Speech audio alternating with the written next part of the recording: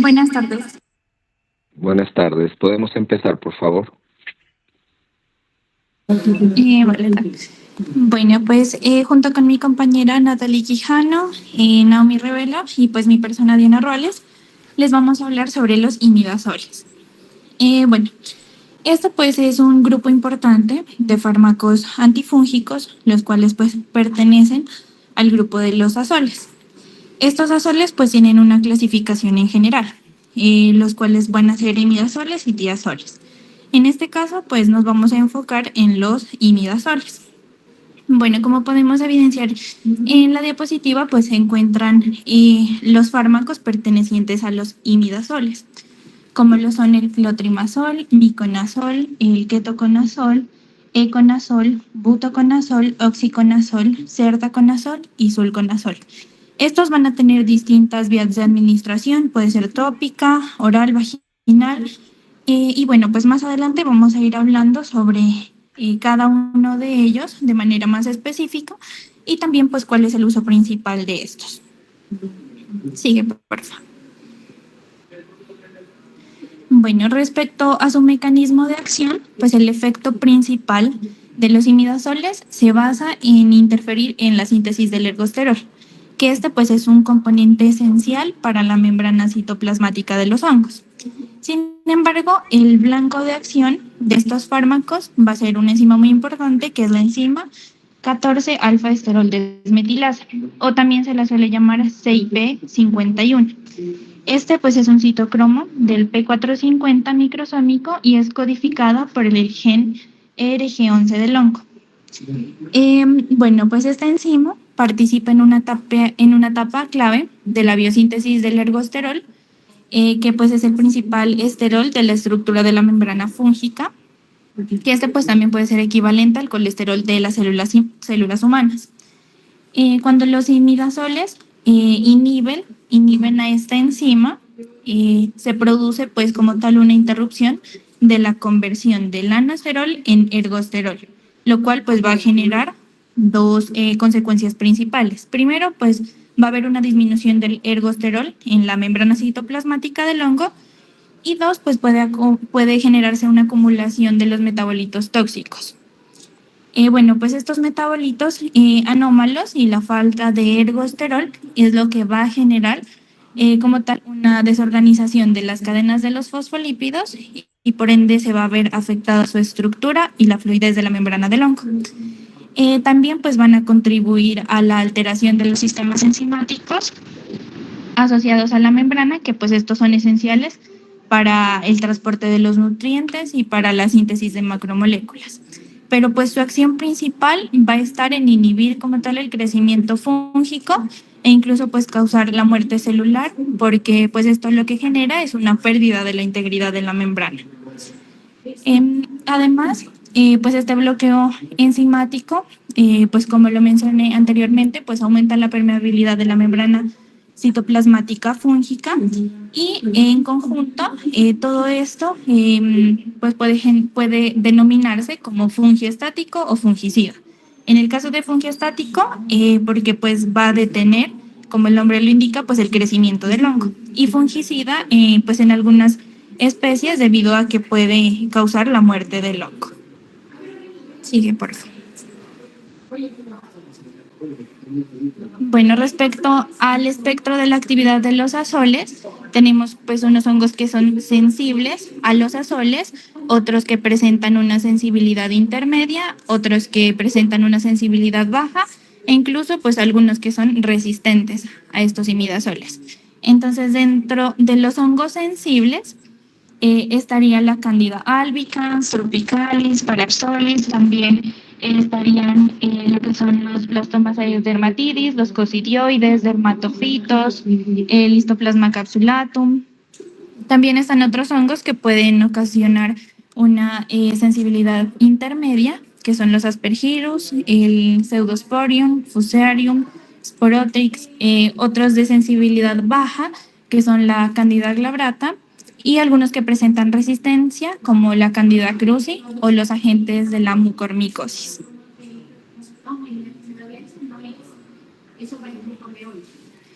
Bueno, respecto a la resistencia de los azoles, esta pues va a surgir de una forma gradual durante los tratamientos prolongados que se presenten en los pacientes. Específicamente ocurre en pacientes que se encuentren inmunocomprometidos. Por ejemplo, en pacientes que presenten pues un VIH avanzado o pacientes que presenten candidiasis bucofaringea o esofágica crónica. Esto lo que va a ocasionar es una falla terapéutica y por ende pérdida de la eficacia del medicamento. Entonces, lo primero que ocurre es que va a haber una mutación del gen ERG11, que como lo dije anteriormente, este es el que va a codificar en la enzima 14-alfa esterol desmetilasa, que este es el blanco de los azoles. Entonces, las mutaciones en este gen lo que van a hacer es modificar el sitio de unión de la enzima. Por ende, van a proteger al grupo M dentro del saco enzimático, impidiendo la unión al azol. Pero también permiten el acceso de sustrato natural, es decir, que el lanosterol sigue funcionando normalmente. Y como resultado, pues la célula va a seguir produciendo ergosterol, pese a la persistencia del fármaco. Y además, pues esto le va a conferir una resistencia cruzada a todos los azoles. Posterior a esta mutación del gen, ocurre una sobreexpresión. Es decir, que pues este hongo puede aumentar la producción de la enzima CYP51A, lo que pues hace que haya más moléculas de la enzima. O sea, va a haber una cantidad mayor enzimática a la que el fármaco la puede inhibir y por ende pues también se va a disminuir la eficacia del tratamiento. Y por otra parte, los hongos lo que van a hacer es ir expulsando activamente estos azoles que se encuentran en el citoplasma mediante bombas transportadoras. Como se puede ver en la imagen de color azul y amarillo estarían las bombas ABC y MFS, que esto pues va a llevar a una baja concentración intracelular del antifúngico y también un menor efecto terapéutico. Pero no solamente se van a dar mutaciones en este gen, sino que también ocurren otras mutaciones adicionales en otras enzimas, como lo es en el ERG3, lo cual pues también van a contribuir a esta resistencia. Sigue por fin. Bueno, respecto a las interacciones de los antimicóticos azólicos con otros fármacos, estos antimicóticos pues no solamente actúan sobre los hongos, sino que también pueden afectar el metabolismo de muchos otros fármacos. ¿Por qué? Pues porque estos inhiben al citocromo P450 hepático, especialmente en enzimas CYP3A4, también CYP12-9 y CYP2C19. Que estas pues son las enzimas encargadas de degradar o de metabolizar muchos medicamentos en el hígado. Entonces, cuando los azoles las inhiben, los fármacos que normalmente se eliminan por esta vía se van a degradar mucho más lento, lo que hace que pues aumente sus concentraciones en sangre, también a que se prolongue su efecto y se incremente el riesgo de toxicidad. Por eso, pues es que los azoles pueden potenciar el efecto o la toxicidad de varios medicamentos. Algunos ejemplos de esto puede ser con la warfarina, lo cual pues hace que su metabolismo disminuya y puede provocar un riesgo de sangrado. También con antiarrítmicos que puede causar arritmias graves. Sigue, por favor. También los azoles pueden actuar como sustratos del citocromo P450. O sea que además de inhibir estas enzimas del citocromo P450, también pueden ser sustratos. Y ellos mismos pues, son metabolizados por este sistema hepático. O sea, esto significa que su eliminación del cuerpo depende de la actividad de las enzimas CIP, principalmente de la CYP3A4 o de la CYP12-9. Entonces, si el paciente recibe otro medicamento que induce a estas enzimas, es decir, que las active o que aumente su función, el metabolismo del azol lo que va a hacer es acelerarlo. Y como resultado, pues el antifúngico lo comienza a eliminar más rápido y su concentración en sangre va a disminuir y por ende pues va a perder también su eficacia. Un ejemplo de esto pues es fármacos como la rifampicina, los cuales van a ser inductores de este citocromo P450 y si se administran junto con el fluconazol, estos antifúngicos se van a metabolizar con mayor rapidez. Y el resultado de esto pues va a ser una disminución del efecto antifúngico, lo que puede llevar pues al fracaso terapéutico o también puede llevar a que la infección no se controle adecuadamente. Siguiente. Bueno, también ocurren lo que son las interacciones bidireccionales. En algunos casos, las interacciones entre los azoles y otros medicamentos son pues bidireccionales, es decir, que ambos fármacos se van a afectar mutuamente. Pues esto quiere decir que cada uno altera el metabolismo del otro y que como resultado pueden aumentar o disminuir sus concentraciones en sangre. Esto lo que va a implicar que el control pues del tratamiento va a implicar el control del tratamiento pues sí aumenta el riesgo de los efectos adversos también. Bueno, pues un ejemplo clásico de esto es la combinación entre el voriconazol y el omeprazol. En este caso, pues el omeprazol lo que hace es inhibir la enzima CYP1219 y lo que hace es que los niveles de voriconazol aumenten y por ende, pues se pueda causar toxicidad. Y por esto, pues es que este tipo de interacciones dobles, que se las suele llamar, o también interacciones cruzadas, pues deben vigilarse, se deben ajustar también la dosis en ellas o también pues elegir alternativas terapéuticas para evitar pues que se genere una toxicidad. Y también pues hay interacciones que generan una contraindicación absoluta. En algunos casos, pues las interacciones de los azoles con otros medicamentos son tan graves que pues se las considera absolutas, es decir, que no deben combinarse en ninguna ocasión. Y esto pues ocurre porque los azoles van a inhibir fuertemente a las enzimas del citocromo P450, lo cual va a ocasionar que aumenten muchísimo los niveles plasmáticos en ciertos fármacos, pudiendo así causar efectos adversos graves o incluso mortales. Por ejemplo, el ketoconazol, si lo combinamos con terfenadina, puede producir una arritmia ventricular grave o torsado de Points, que pues son fatales. Y también el voriconazol con el sirolimus, lo cual pues va a elevar de forma marcada sus concentraciones y esto genera una toxicidad severa, especialmente pues que puede ser renal o hepática.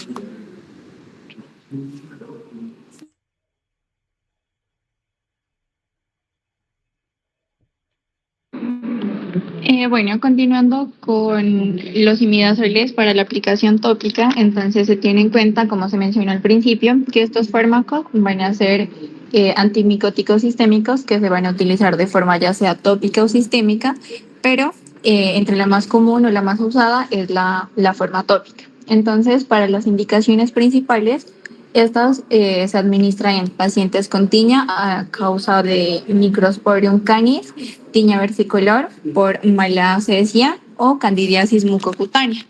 Entonces, a la hora de realizar selección o de elegir qué fármaco se va a usar dentro de este grupo, lo primero que se va a tener en cuenta es no su eficacia, ya que suele ser similar, como más adelante lo vamos a mencionar, sino que se tendrá en cuenta tanto la disponibilidad como el costo. Y también se tendrá en cuenta que se realizan pruebas in vitro. Estas pruebas nos van a permitir identificar la susceptibilidad que tienen los hongos hacia los fármacos.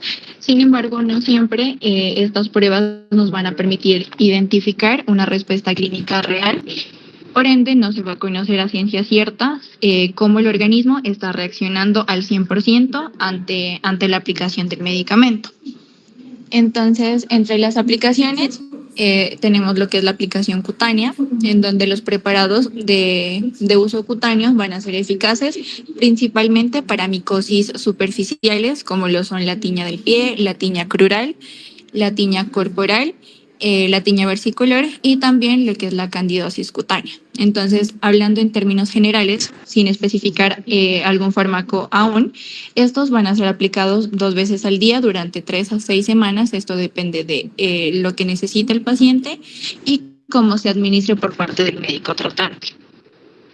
Entonces, en esta parte se resaltan 2 cosas importantes. Una es que a pesar de que haya cierta actividad o cierto efecto in vitro contra las bacterias, se identifica que no hay utilidad clínica, ya que aquí hablamos principalmente de un efecto antimicótico y que las formulaciones que son cutáneas deben ser respetadas o adecuadamente usadas de forma cutánea, como su nombre lo indica, y se contraindican completamente para uso oral, vaginal u ocular.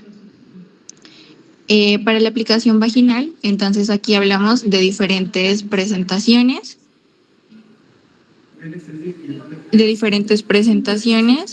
eh, como lo son cremas vaginales, supositorios o comprimidos, que son específicamente en este caso para candidosis vaginal.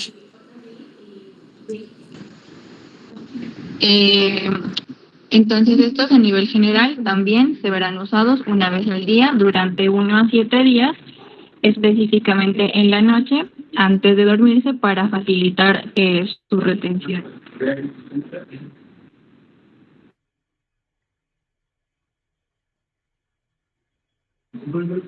¿Se está viendo bien la presentación?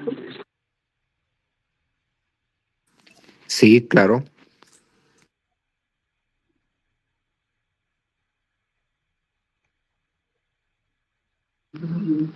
¿Puedes seguir, por favor?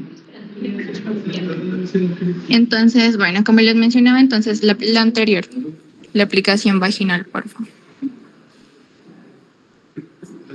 Entonces aquí hablamos de diferentes presentaciones, como pueden ser cremas vaginales, supositorios o comprimidos, que son específicamente en este punto para la candidosis vaginal. Sin embargo, más adelante se mencionará que también tiene otros usos. Entonces, hablando en términos generales, se usará una vez al día durante 1 a 7 días, dependiendo de la información clínica, y se recomienda que se aplique en las noches antes de acostarse para facilitar su retención.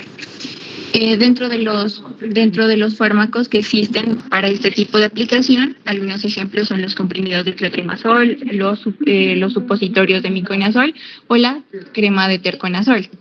Estos, adicional a que tienen diferentes presentaciones, también van a ser preparados en dosis diferentes. Entonces, al momento de recomendar o dar el tratamiento, la duración de este va a depender de la preparación del mismo. Entonces, si es una preparación con dosis alta, se recomienda que el tratamiento sea mucho más rápido. Y si es una dosis baja, que el tratamiento demore mucho menos. Algo que se resalta también es que la absorción de una aplicación vaginal va a ser mucho más alta que la aplicación en piel íntegra. Entonces aquí hablamos de una absorción del 3 al 10% y dependiendo como lo que mencioné anteriormente, va a durar entre los 3 a los 7 días máximo. Y se reconoce que los receptores de estos fármacos no han sufrido efectos secundarios de forma frecuente, pero los pocos que se identifican son sensación urente y prurito vaginal. Y se deja en claro que ninguno de los tratamientos mencionados y que se van a mencionar es para el tratamiento de tricomoniasis, además de que haya alguna actividad in vitro relacionada. Siguiente, por favor. Para el uso oral, se habla específicamente del uso de trociscos oral de clotrimazol. Entonces, estos se identifican o se los considera apropiados cuando se va a realizar un tratamiento tópico, en donde se va a tener en cuenta que la única indicación específica será para candidosis bucofaríngea, el cual viene en una presentación de 10 miligramos. Y al momento de realizar su actividad antimicótica se va a tener en cuenta, o esto va directamente relacionada al 100%, que se va a deber a la concentración local del fármaco en la zona donde se use. Siguiente. Bueno, y ya para introducir en los fármacos específicamente, entonces hablamos uno de los más comunes, que es el clotrimazol. Entonces, este fármaco, como lo mencioné anteriormente, cuando se hace una aplicación en piel íntegra, la absorción va a ser muy reducida, en este caso de menos del 0.5%, y para aplicación vaginal aumenta entre un 3 a un 10%. Entonces, teniendo en cuenta la poca cantidad que se absorbe, se va a metabolizar en hígado y se va a excretar mediante la bilis. Entonces, identificando su dosis, su primera siempre va a ser usualmente en adultos de 200 miligramos día. Entonces, lo que se va a tener en cuenta en este punto es que La primera dosis va a generar una concentración plasmática que es entre 0.2 y 0.35 miligramos sobre mililitros, seguidas de una declinación progresiva. ¿A qué se refiere con declinación progresiva? Es que el fármaco, después de alcanzar su pico máximo en sangre, va a iniciar a disminuir gradualmente a medida pues, de que el cuerpo va metabolizando y eliminando el mismo. Para los efectos adversos, igualmente no son muy frecuentes en los pacientes, pero cuando se presenta, los pacientes refieren como picazón, eritema, edema, descamación, urticaria, a veces formación de vesículas y en mayor ocasiones prurito. Y se menciona que en un 5% lo que más se va a presentar al uso de clotrimazol vía oral es la irritación de tubo digestivo. Sigue. Entonces, ¿en quién se va a contraindicar? Especialmente se habla de pacientes con hipersensibilidad a clotrimazol, antecedentes de alergia a alguno de los imidazoles, pues que será mencionado a lo largo de la exposición, que se apliquen en heridas abiertas o lesiones profundas y el uso intravaginal con aplicador en el primer trimestre del embarazo. Y se va a tener precaución o cuidado en embarazo también, pero se aplica o sí está indicado en el segundo y tercer trimestre, pero debe ser manejado o se debe tener en cuenta la indicación clínica. En la lactancia también se debe tener precaución, dado que al momento de que el lactante ingiera la leche, se debe tener cuidado para evitar de que esta que el lactante la ingiera. También cuando hay uso prolongado o áreas extensas, es decir, que el fármaco se aplique en algún lugar muy grande, ya que la absorción, como mencioné anteriormente, es muy poquita. Entonces, al aplicarse en lugares muy grandes, esta va a disminuir aún más.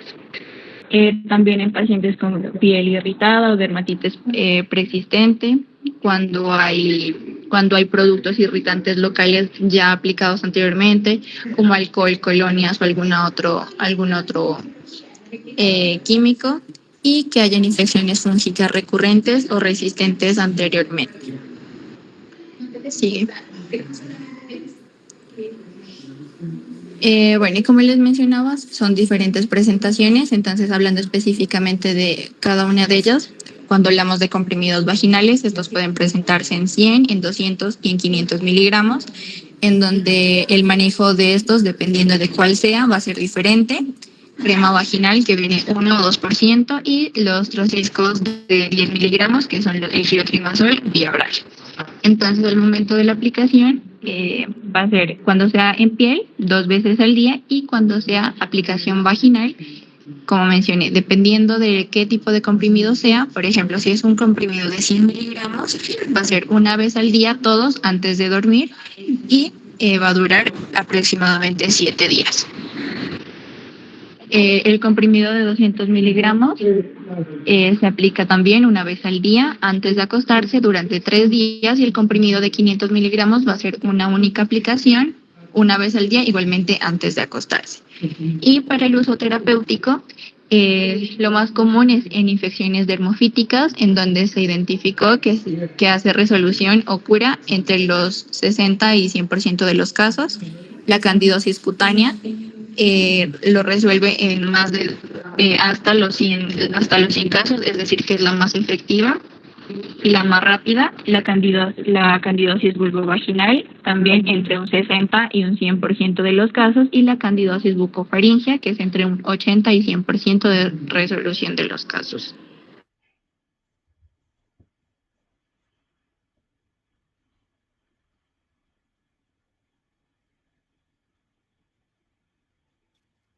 Voy a continuar hablando acerca del miconazol. ¿Sí me escucha? Sí, cómo no. Sí, me escucha. Sí, ya, gracias. El miconazol, pues al igual que todos estos imidazoles de los que les vamos a comentar, pues tienen la misma forma de actuar, que ya lo explicó mi compañera Diana, ¿no? Y como tal va a ser aplicado en forma tópica y va a penetrar el estrato córneo de la piel y luego de eso va a persistir durante más de 4 días en el sitio de la aplicación, del cual el 1% se va a absorber hacia la sangre y si es aplicado en la vagina, no se va a absorber más del 1.3%. ¿Cuáles son los efectos secundarios de este? Va a ser el prurito, la sensación de ardor, irritación en 7% de los receptores y con menos frecuencia la aparición de cólicos pélvicos, cefalea, urticaria o exantema cutáneo. Esto se considera seguro para utilizarse durante el embarazo, pero algunos autores prefieren evitar la aplicación vaginal durante el primer trimestre.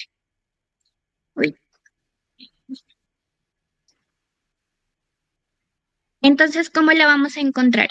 Este va a tener una presentación de crema vaginal al 2 y al 4%, de supositorios vaginales de 100, 200 y 1200 miligramos, y se aplica esta crema en la parte alta de la vagina a la hora de acostarse o durante 7, 3 o un día respectivamente, dependiendo pues la presentación en la que se lo encuentre. La sensación que se tiene de prurito a veces desaparece o alivia después de la primera aplicación, sin embargo, pues hay que completar el tratamiento para evitar que ésta haga resistencia, igual para todo el resto de estos medicamentos. Algunas infecciones vaginales que son causadas por la Candida glabrata también responden a este tratamiento. Como lo mencionaba mi compañera, este miconazol tiene una interacción con la warfarina y por lo tanto se aumenta el INR y no se debe usar entonces en conjunto con esta para evitar los sangrados. Como uso terapéutico tenemos que se puede usar para tiña de pie, tiña crural, tiña versicolor, que es la que miramos aquí está la tiña de pie, y la tasa de curación puede ser mayor del 90%.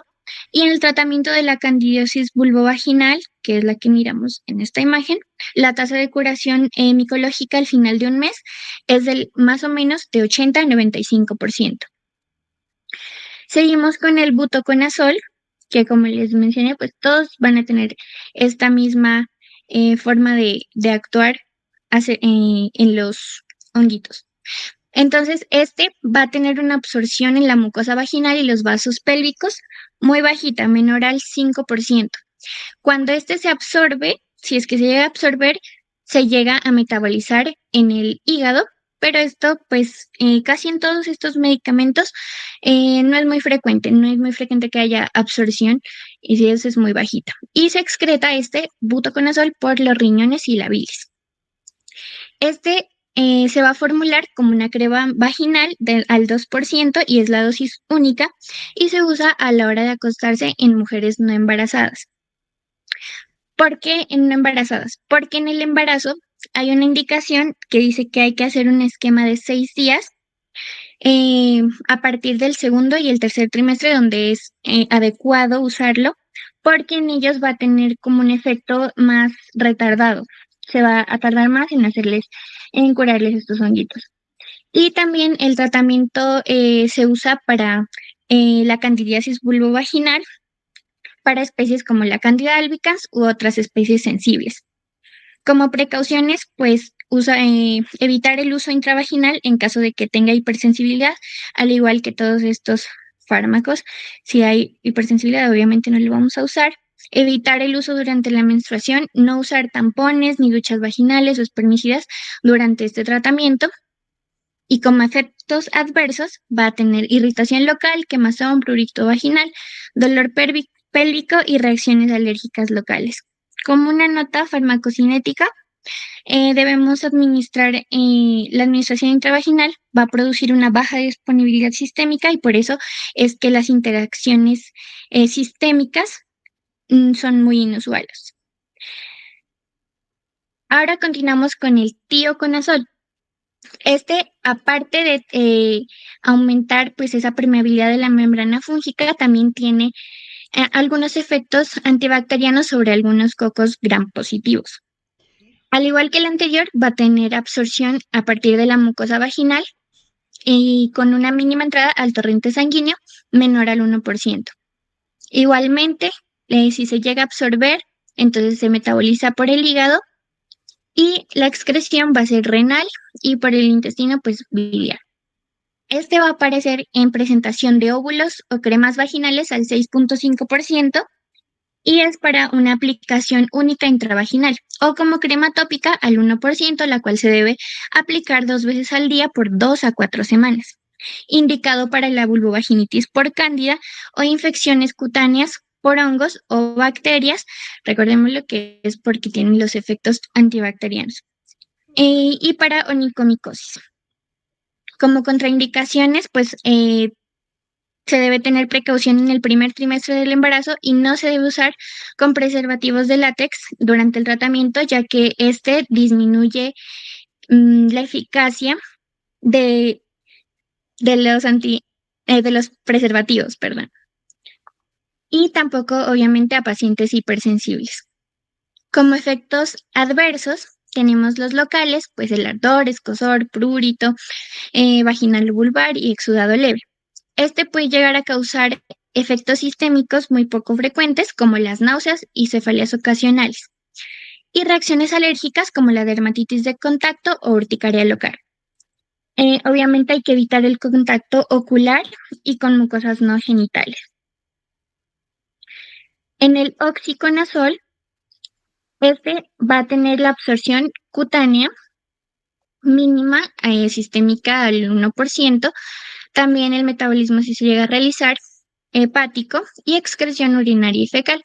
Se presenta como una crema al 1% que se debe aplicar en la piel 1 o 2 veces al día sobre la lesión por 2 a 4 semanas, según la respuesta y la localización para tiña corporis, cruris, pedis, y se debe ajustar hasta 2 semanas tras la resolución clínica. Aquí tenemos una tiña.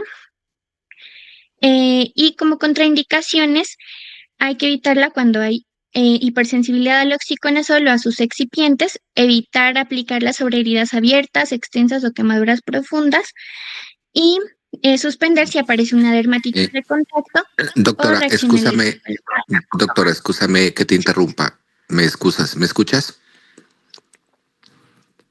Doc, ¿me escuchas? Sí, Hazme un favor y les pido a todos que me excusen. Como les sí, había comentado, el problema es que estoy con una situación familiar de mi hija y en este momentico me está llamando el médico tratante. Entonces les pido que me excusen, por favor.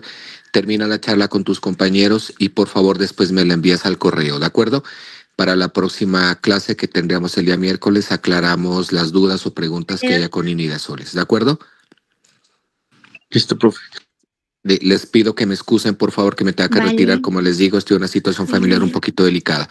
Entonces, terminen la charla, por favor, y al miércoles nos vemos, ¿de acuerdo? Sí, Bueno, muchas gracias. Terminen. Gracias. hasta luego. Bueno, entonces continúo acerca de los efectos adversos. Y van a ser los mismos. Los locales, el prurito, ardor, irritación en el sitio de la aplicación, eritema y resequedad. Raros, pues que sucedan una dermatitis alérgica o descamación, una sensación de quemazón transitoria y sistémicos prácticamente ausentes por la mínima absorción cutánea. El sulconazol también va a tener absorción cutánea baja del menos de 1%, metabolismo hepático leve, excreción biliar, y lo tenemos como una crema en solución al 1%, aplicar 1 a 2 veces al día sobre el área afectada durante 2 a 4 semanas, según la resolución clínica.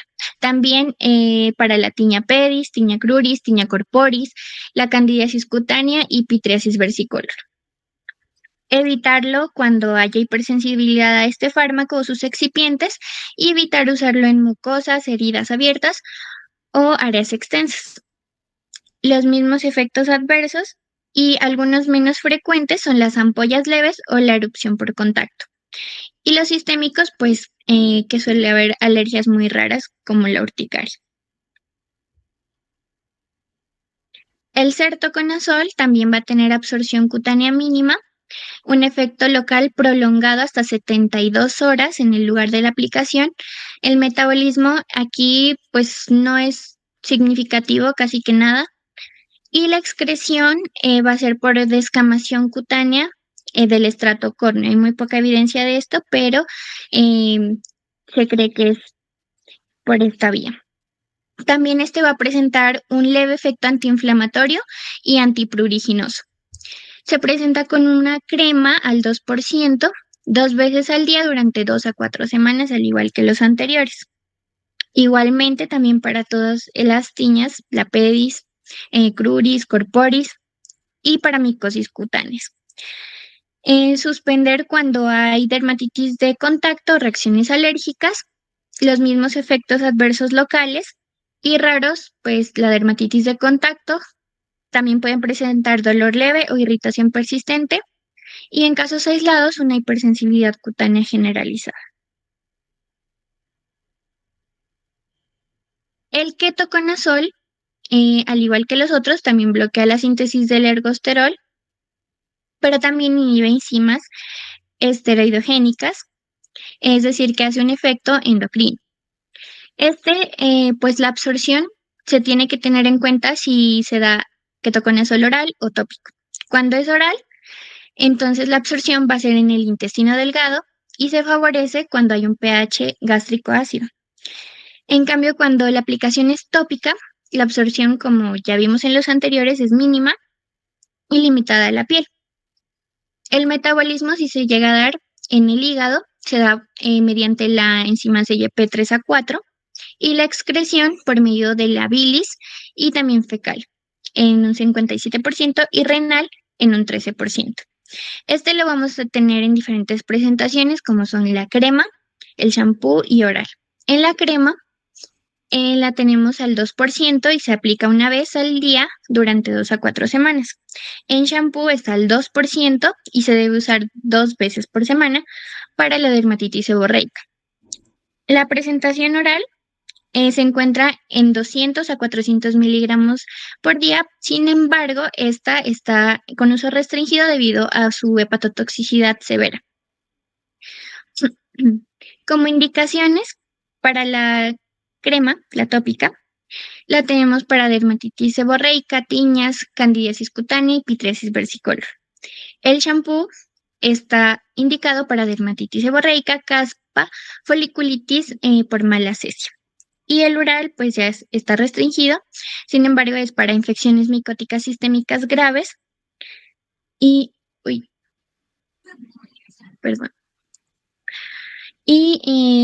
cuando otros antifúngicos no están disponibles o son ineficaces.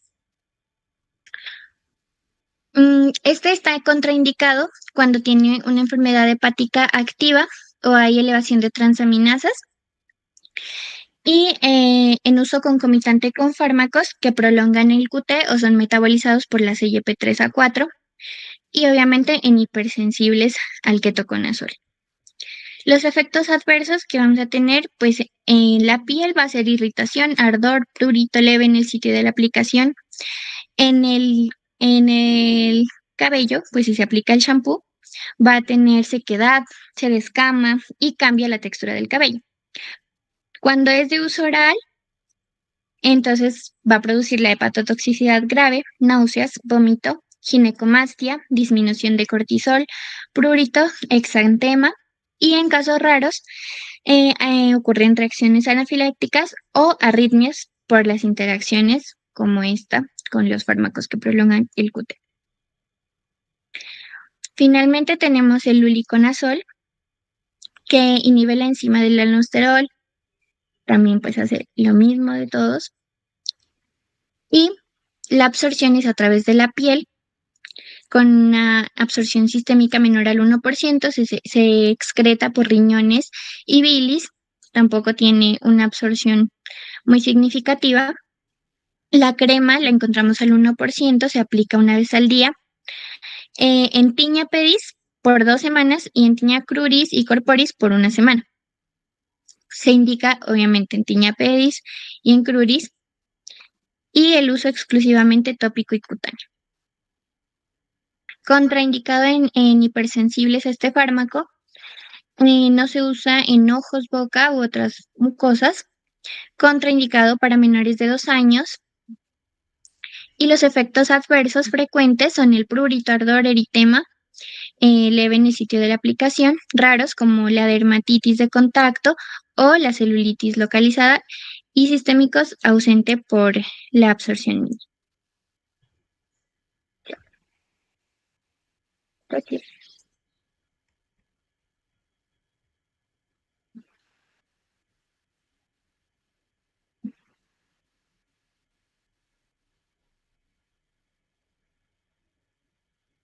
Bueno, yo creo que ya terminamos, entonces, gracias, adiós.